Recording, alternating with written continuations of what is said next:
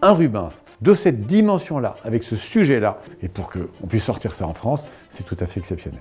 Nous sommes en 1605, à Mantoue, avec un artiste qui a 25 ans, qui est en formation. La découverte de ce tableau, il y a 25 ans, par un historien d'art anglais, David Jaffe, a été une bombe. Il en a même fait, à la National Gallery de Londres, dont il était le conservateur en chef, une exposition complète, un génie en création. C'est ce que nous voyons dans ce tableau. Un sujet extraordinaire, la bataille des Amazones, sujet que Rubens aimait beaucoup, puisqu'il l'a fait à plusieurs reprises, et qui aujourd'hui évidemment une résonance particulière, puisque les Amazones ici, qui combattent l'armée grecque, eh bien, les Amazones sont des femmes, et les femmes se défendent. La première fois que j'ai vu ce tableau, j'étais émerveillé par le mouvement de ce tableau. C'est-à-dire qu'avec vous voyez tous les soldats qui arrivent comme ça. Le paysage avec les rayons de soleil qui traversent les nuages, le paysage bleuté avec le lac dans le fond, d'une poésie, d'une délicatesse extrême. Et au milieu de ça, il met l'horreur de la guerre, l'attaque de la cavalerie grecque.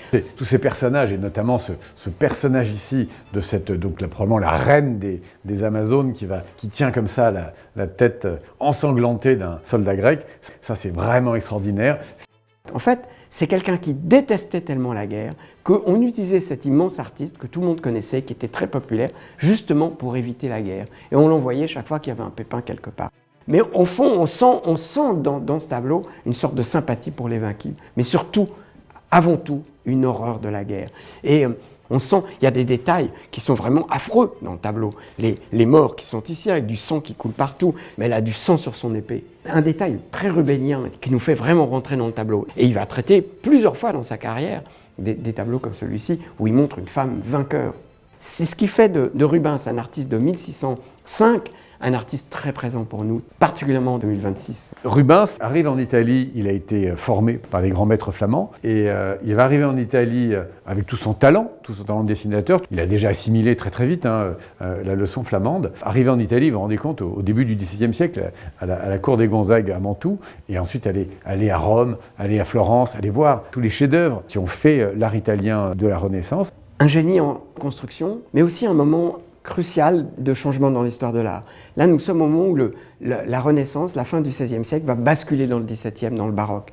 Et c'est un petit peu ce que Rubens va découvrir, ce côté spectaculaire de l'art de la Contre-Réforme, de la peinture baroque, avec du mouvement, du bruit, de la violence, des expressions très fortes, des personnages beaucoup plus que tout ce qu'on pouvait voir au XVIe siècle. Donc c'est un tableau qui fait vraiment une transition. Une œuvre du maître, ça reste très rare. La plupart des œuvres, évidemment, de Rubens aujourd'hui sont dans des grands musées. Ce tableau, pour un passionné de Rubens, il a deux choses extraordinaires. La première, c'est que c'est un moment clé dans la peinture du peintre, un moment où il va basculer, où on voit déjà, il est plus qu'en germe, il est en développement, le grand artiste qu'il va devenir.